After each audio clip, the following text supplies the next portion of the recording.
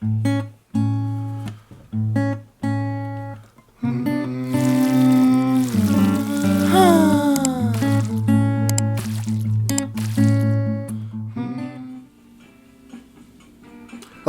welcome back to another episode of Tunage. Thank you for tuning in today. I hope you're doing fine this fine day. And I am bringing to you another instrumental education video, which is basically this series, the ongoing series where I educate you on an instrument that I have purchased. And today I am showing you another instrument, and this one comes from a garage sale. Recently there was a day where garage sales were pretty relatively cheap where I live, and I managed to get I managed to get a handful of cool instruments that I thought were interesting, and I thought, hey, I'll make some videos. So I bought these instruments in the hopes of doing videos, what I'm doing, and also using them in my musical career sometime down the line. And one garage sale I came across in particular had a whole, 3-4 different instruments.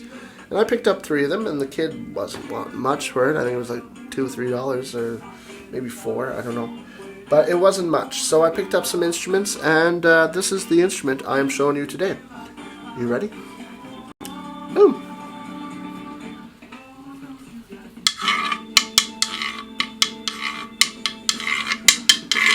Alright, kind of got an idea of what you do with it. And you kind of got an idea of where it's from. This is a Latin percussion instrument. Latin American percussion instrument consisted of an open-ended hollow gourd with parallel notches, so these things, and cut in the sides. Some of them are different. This one's got notches running down the whole thing. Some of them have notches just running on one side. But it is played, it's played by using this stick and rubbing it down like that. The Guiro is commonly used in Puerto Rican, Cuban, and other forms of Latin American music, which is why I am playing for you Santana, because he is a Latin American rock music. And I love Santana, and if you look on, this song in particular,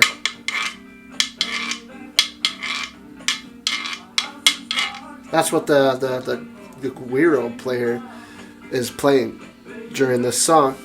And the reason I know that is because they play it at Woodstock 69, and you see the guy with a Guiro playing it. But yeah, and basically it plays a key role in the typical rhythm section, and it's very important to Latin music, because in Latin music there's son, trova, and salsas, right? And a son clave.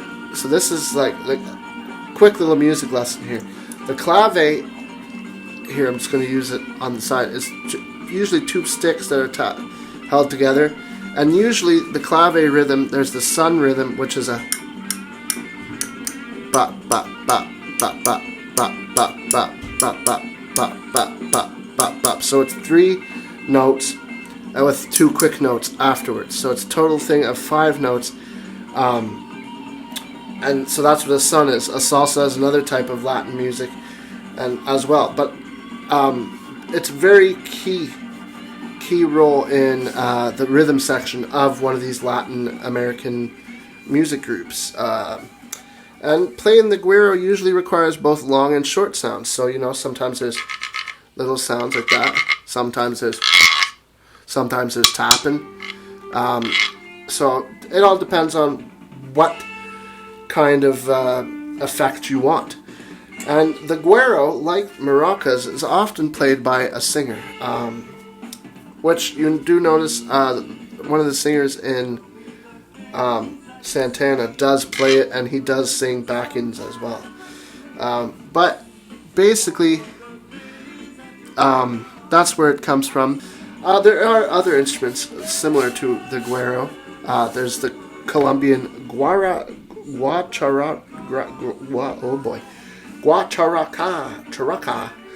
and then there is the Brazilian rico. I'm trying to look for a photo here. Okay, that looks fairly similar. It's like a metal. You'll see the photo where you rub them metal thing down there. Then there's the cuijada, which is known as a cow bone, which is kind of the same concept. And then there's also the washboard, which is also kind of the same concept. So, the guiro comes from Latin. So the guiro was adapted from an instrument which might have originated in either South Africa or South America. And the Aztecs had produced an early cousin to the guiro called the... Holy God, what is that? Called the Omitzgahuastli. Omitzgahuastli. I have no idea. But basically, that was a small bone with serrated notches and was played in the same manner as this. So it was kind of similar to what I just showed you, the quijida, which is a jawbone. It was a small bone that had notches grooved in it, and they played it the same way. And basically, the Taino people of the Caribbean have also been credited with their origins of the guiro. And basically, they took a long gourd or an animal bone as well with notches. The Aztecs and the Taino people of the Caribbean are the most associated with developing the guiro. Alternatively, the guiro is also believed to have origins in Africa, and is thought to have been brought over by Latin Americans and the Caribbean by African slaves. Though I don't know. There's no who knows the exact area this comes from, but these are kind of where the origins are. Is it used to be bones with carved notches, or gourds like empty squashes and stuff like that would be used for this stuff. And its use in music, well, as you can clearly hear, well, not hear, but you can clearly hear, it's kind of hard because there's guitar, there's bass, there's drums, there's all this other stuff. But if you listen on live recordings and you listen to the studio albums with good sound, you can definitely hear it's a very key part into Latin music, and that's it can be found in a variety of different Latin American music, such as traditional music, folk music, a lot of religious festivals as well.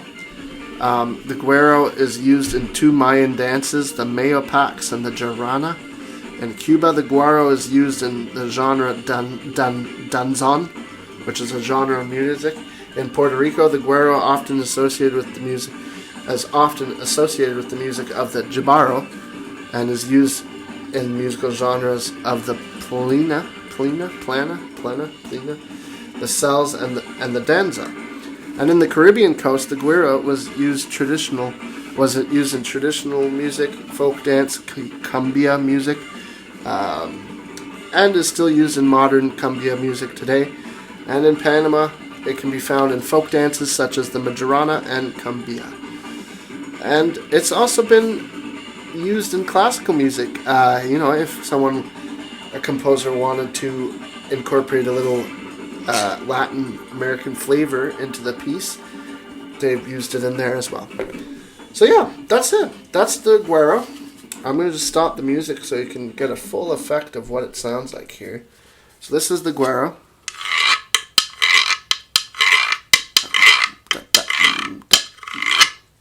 Or, there's some that are... Then there's, short strokes.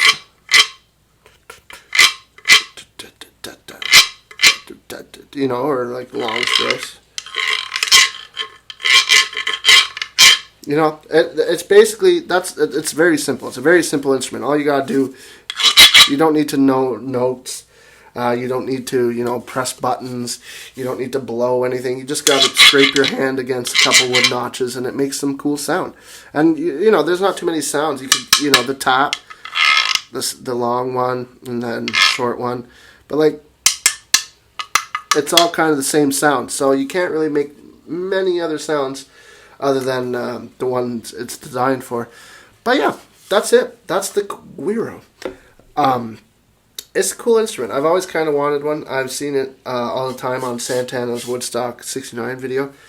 And I've always been like, man, I want one of those. And I found one at a garage sale for very, very cheap. So, you know, kind of looks like a bowling pin too if you want. But yeah, thank you.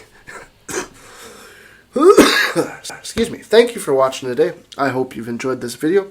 I hope you've enjoyed the Guiro. If you want to get one, they're relatively cheap. You could probably find one at a garage sale too. Or you can find one at a music store.